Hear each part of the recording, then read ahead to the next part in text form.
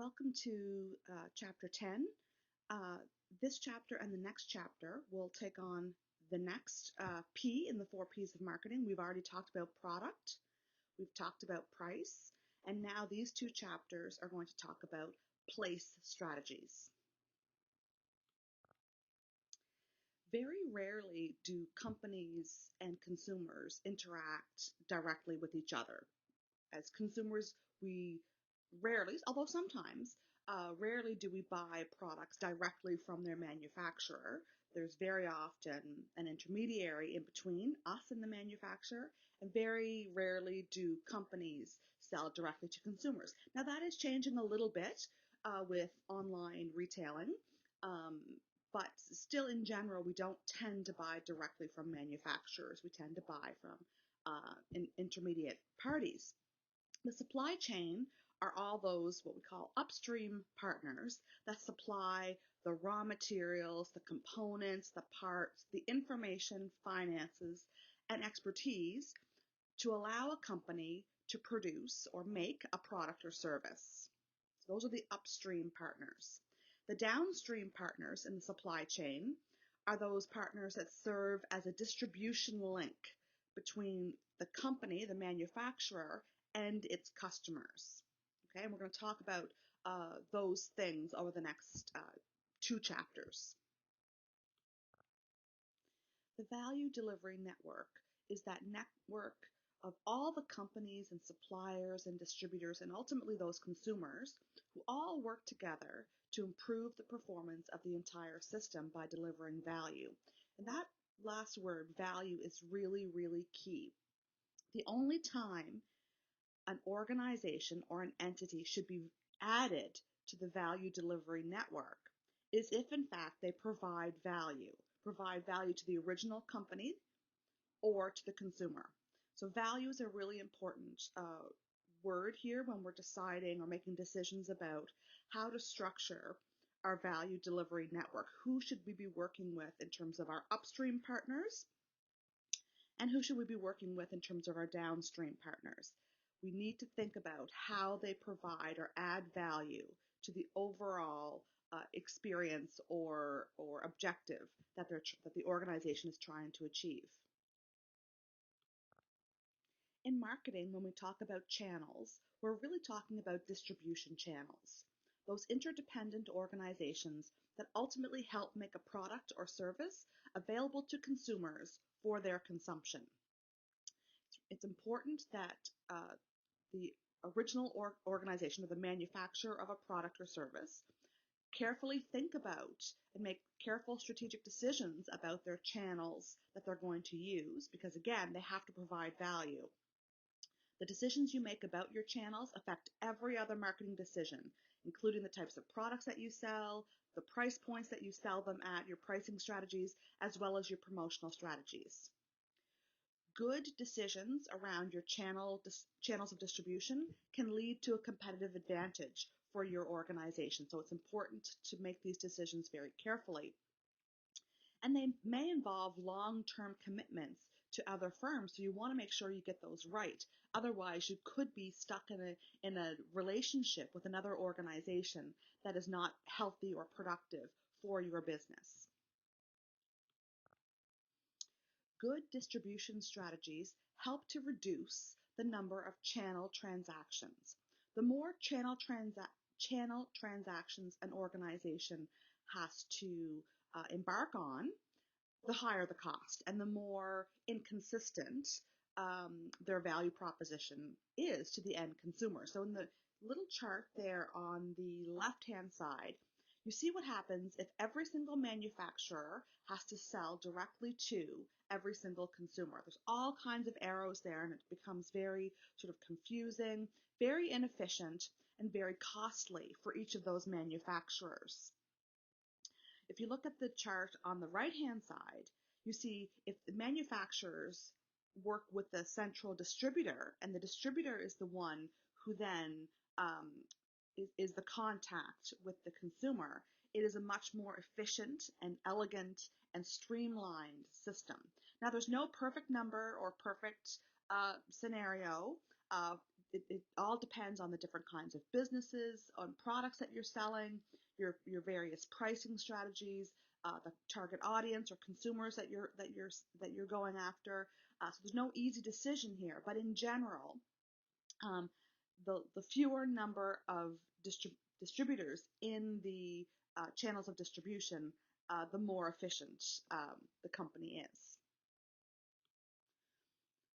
So I said to you earlier, the only time you add a channel member to your business operations is if that channel member provides value. And here are just some of the ways that channel members can provide value. Intermediaries can create greater efficiencies, making goods available to target markets. So good intermediaries can improve your overall organization's efficiency. And better efficiency tends to mean lower costs and greater productivity.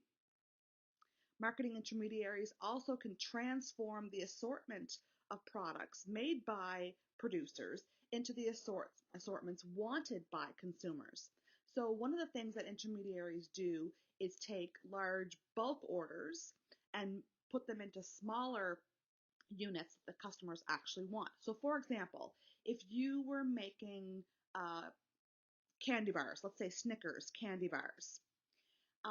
It's very inefficient for you as the maker of Snickers candy bars to sell those candy bars at the candy bar level, each bar sold individually. What you really want to do as the manufacturer of Snickers is to sell Snickers candy bars in large cases of maybe 100, maybe even 500 chocolate bars per case. But most individual consumers, like myself, we don't want 500 candy bars. We don't want to buy 500 Snickers bars at one time. So what happens is the intermediary, in this case, often either a wholesaler and or a retailer, will take that box of 500 candy bars and maybe they'll divide it into boxes of 50.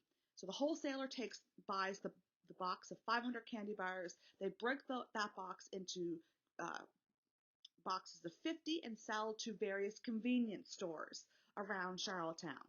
Those convenience stores then sell individual candy bars to the consumer. So they help make the products more accessible or available to consumers in the form that consumers want.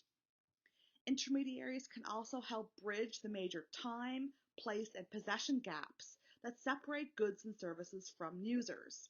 A lot of the goods and services that we buy and consume here in PEI are not made and manufactured and produced in PEI. And so one of the ways that intermediaries provide value is they make goods and services that are not produced here in PEI readily available to us here in the province for our own consumption. As I mentioned earlier, the number of channel levels or the number of layers of intermediaries that perform work in bringing products and putting them into the hands of the final consumer, the number actually can vary. If there's no intermediaries, if the manufacturer sells and directly to the consumer, that's called a direct marketing channel. And again, it historically has not been very common. It is getting a little bit more common because e-commerce is allowing consumers to have direct access with manufacturers. But indirect channels include one or more intermediary levels. And again, it can be 1, 2, 3, sometimes 4 or 5 different levels in the channels of distribution. But again, the more levels you have, the more each has to provide its own value. And of course, each one also costs money. So the more levels that you have, the higher the price of your products need to be. The number of channel levels also has an important consideration in terms of the types of flows that connect all the institutions in the channel of distribution. It includes things like the physical flow of products. So how does a product physically move from the manufacturer's facility to the different intermediary levels? And does ownership of those products also flow in the same way? Sometimes it doesn't. For example, if you're an intermediary that provides just transportation or delivery services, you may not take on ownership of the product at any point in time during the sort of transition from the manufacturer's floor to the end consumer? How do payments flow? Do they flow directly from one um, intermediary to another, or is there some sort of disruption in that flow? Sometimes there is. Sometimes you may a company may take possession of goods and services, but the payment actually doesn't flow directly to them. There's some other payment arrangement made. How does information flow between the various members of the channels of distribution? So how is the communication happening? And who's responsible for promotion? And you may think, well, the original company is always responsible for promotion, and that's not actually true. There are some channel members that part of the way they add value to the original manufacturer and to consumers is to play a role in the promotion of the product. And we're going to talk a little bit more about that later. This chart just shows you the differences between consumer marketing channels and business marketing channels. And there really isn't all that much difference other than some of the intermediaries. They may play different roles and they may be different types of intermediaries, but nonetheless, both business and consumer market channels do use intermediaries as part of their business model. This chart just shows you the differences between consumer marketing channels and business marketing channels. And there really isn't all that much difference other than some of the intermediaries. They may play different roles and they may be different types of intermediaries, but nonetheless, both business and consumer market channels do use intermediaries as part of their business model.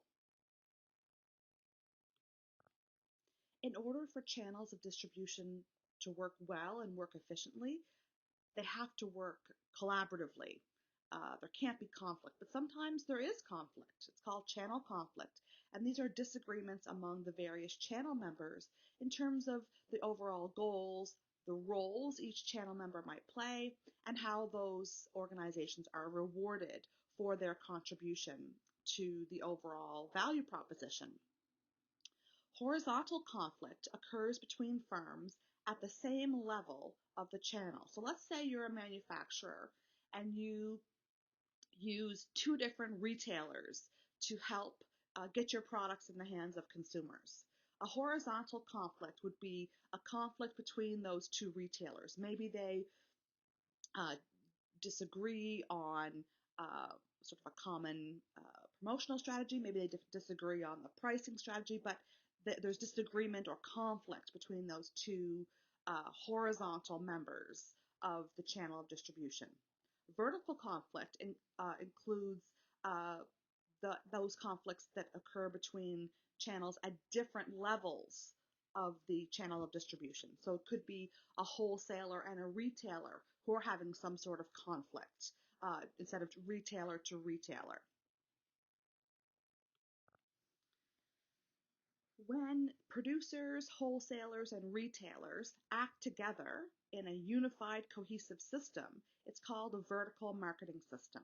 And this is really just an example of a channel of distribution strategy that works really, really well, where the various parties in the distribution system, in the vertical marketing system, just work really, really well together to ultimately achieve each organization's overall objectives. There's three different types of vertical marketing systems, and those are corporate, contractual, and administered.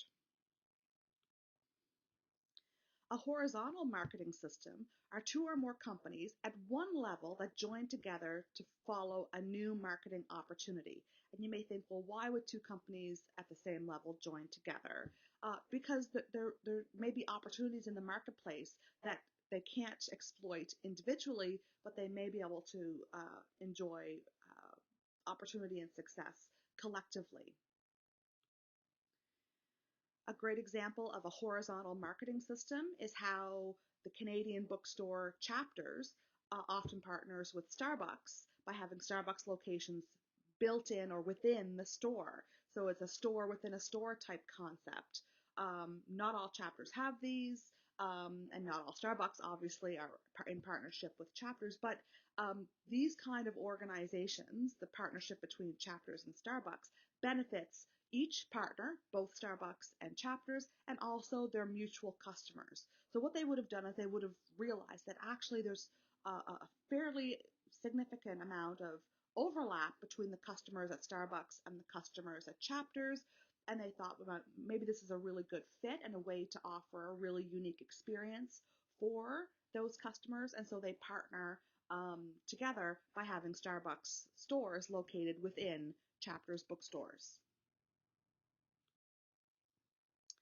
For some companies, it makes sense to have multiple different kinds of distribution systems, depending on the various types of products that they may carry or the different types of audiences that they're trying to reach. So a multi-channel distribution system is a single company that sets up two or more different marketing channel strategies to reach different customer segments. Some of the advantages of this include the opportunity to maybe expand your sales and marketing coverage, and you can tailor make your products and services for the specific needs of unique customer segments. Some of the disadvantages, obviously the more people or partners you have in your distribution center or system, it can be harder to control and harder to manage. It also can generate some conflict, which we just talked about a few slides ago, either vertical channel conflict or horizontal channel conflict. So this is just a visual chart that helps you look or see what a multi-channel distribution system might look like. So you have the producer at the top, and they've chosen, in this case, 4 different distribution strategies to reach 4 different customer or business segments. And so this is not an uncommon practice, but this is just a visual representation of how one producer can actually employ different channels of distribution strategies for different consumers and for different purposes. Disintermediation is a fairly new term, and it occurs when a product or service cuts out a marketing channel or intermediary that's typically used for that product or service category and develops a radically new type of channel intermediaries that displace or greatly alter the established or more traditional ones. So an example of this would be Warby Parker.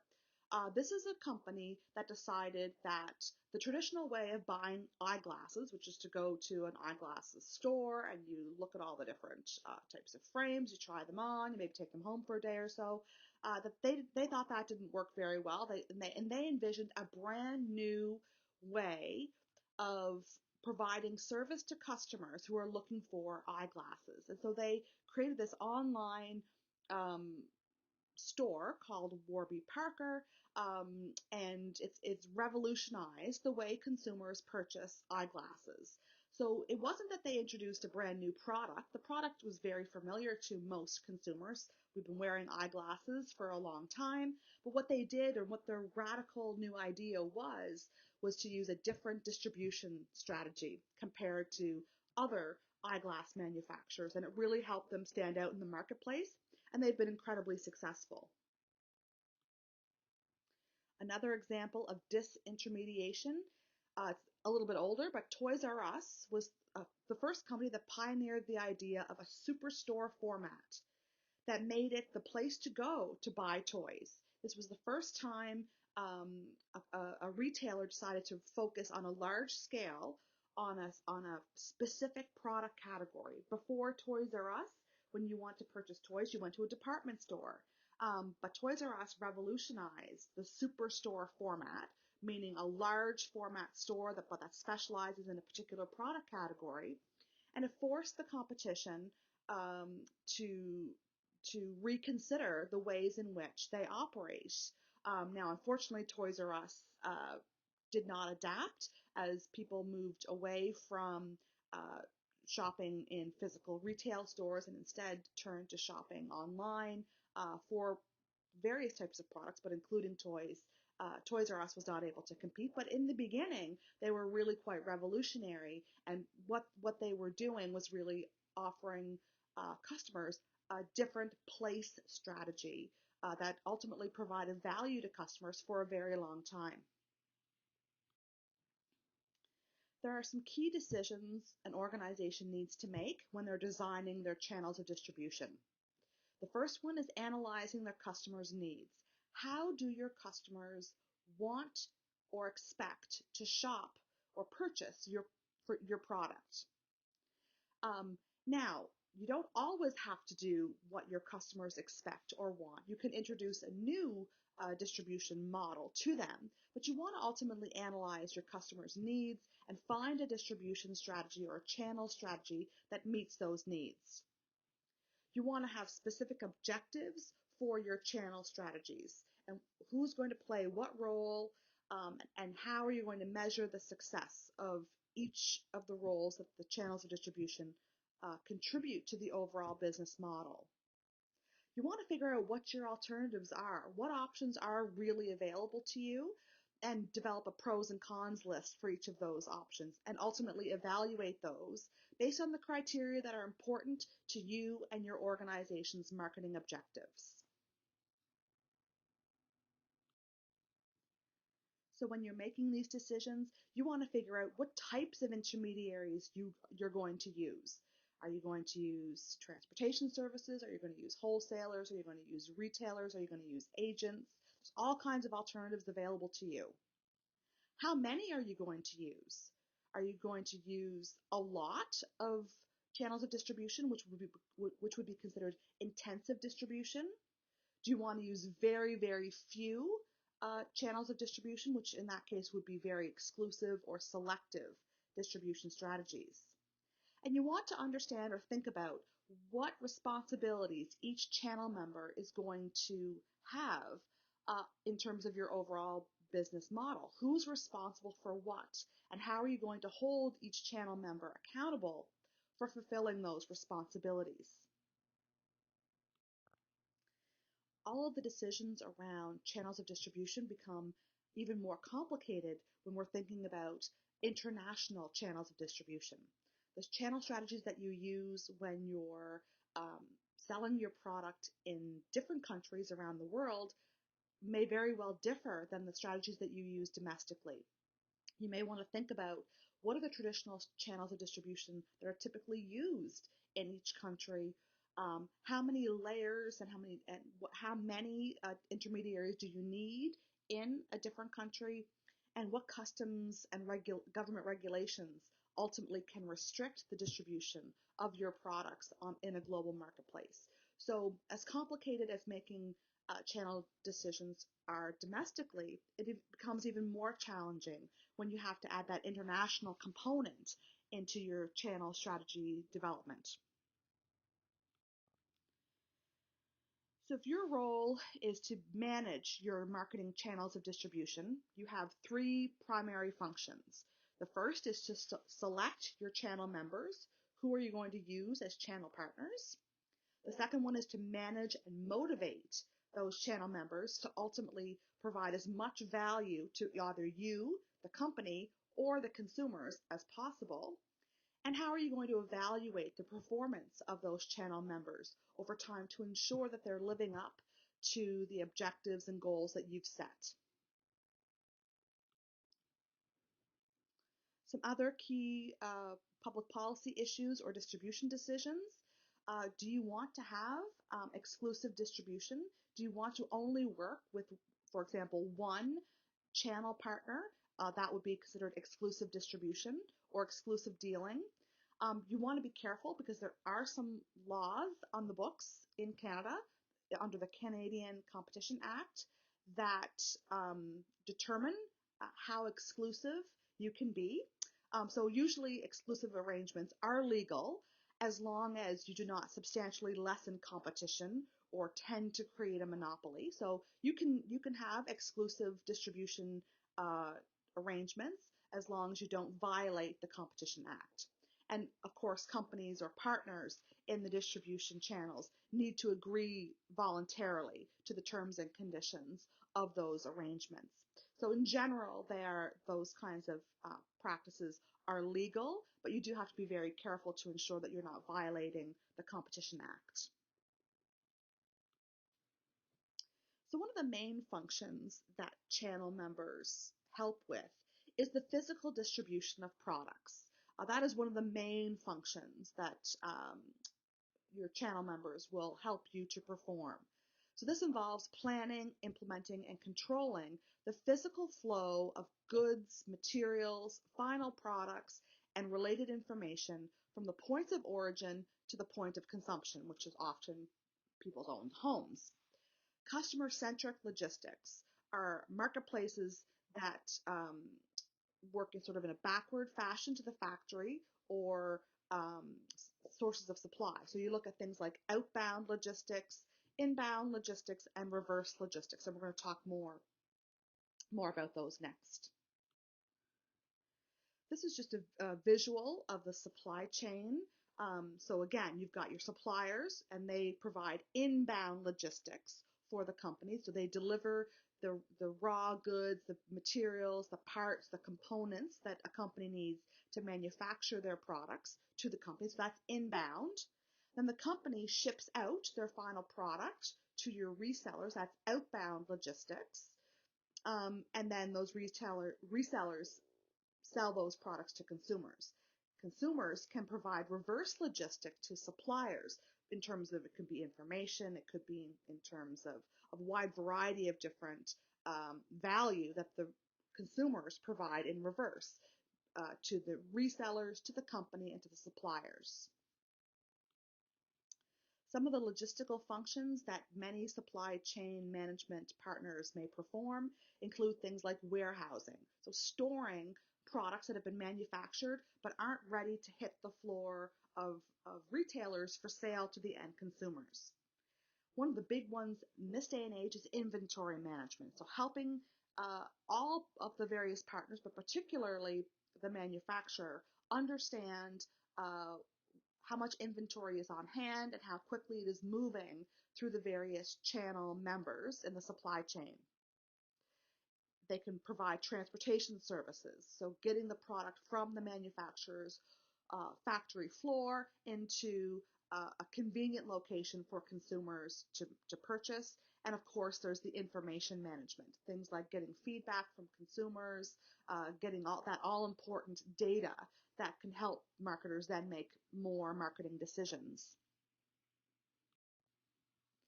So what does warehousing mean? Well, warehousing means the storage in warehouses of goods and services for a moderate to long periods of time. So it's not, warehousing is not when a grocery store puts inventory on the floor of the grocery store to be sold. That's not warehousing. Warehousing is a storage facility where inventory can stay for periods of time in between when they're manufactured and the time that they're actually going to go to the final reseller to ultimately be moved into the hands of consumers. Distribution centers are large, they're highly automated, then they receive goods, they take orders, they fill them, and ultimately deliver goods to customers. Inventory management is a really an increasingly important part of the channels of distribution, decision making, and value. It should be done in a very cost-effective and profitable manner. It's really important for all partners in the channels of distribution to understand how inventory moves through the system, how long it takes. Those things are really, really important. Just-in-time logistics gets products from the manufacturer's floor into the hands of consumers in a very timely manner. And technology is really aiding in this particular aspect of the supply chain decision making. Inventory is helping organizations track the physical location of a product at any given time so they can determine exactly where it is in the channels of distribution and how long it is taking to move through those various channels.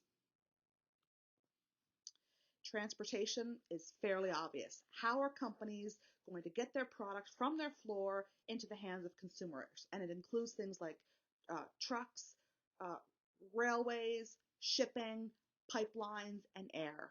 And this is a really, really important function of many channel members, is that transportation function. Some factors that are affected by choice of transportation: the price of goods and services. that can influence the way you transport products influences the prices that consumers have to pay. The delivery performance, how accurately you can get the product delivered in a timely manner, how quickly you can get it there, etc., are as an important factor. The condition of the goods. Invariably during transportation, sometimes goods and services, or goods in particular, get damaged, and so you want to choose a transportation method that upholds the integrity and quality of your product, and customer satisfaction can be an important transportation consideration. Take a look at Amazon.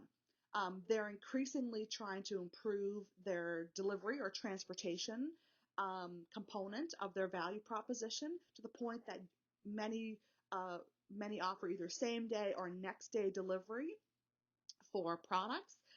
Why? Because that's what customers want. That is what makes customers satisfied. Again, the modes of transportation include trucks, railways, shipping, pipelines, air carriers, and even the internet now is a mode of transportation. Meaning, for example, if you buy a book or some products, they're electronic in nature. Buy music, uh, buy a movie to watch. That delivery is handled by the internet. Multimodal transportation often includes combining two or more um, uh, modes of transportation for a single product, and that's not uncommon. As we've said a number of times now over the course of the semester, information is key. Data is what marketers are using now in enormous volume to make really good decisions. And logistics is really just information that's used by the channels of distribution. It tracks the flow of information closely linked to each channel member's performance, and it includes and can be shared among the various partners in terms of electronic data exchanges or vendor managed inventory. So information, just like for all other aspects of marketing, information is really, really key.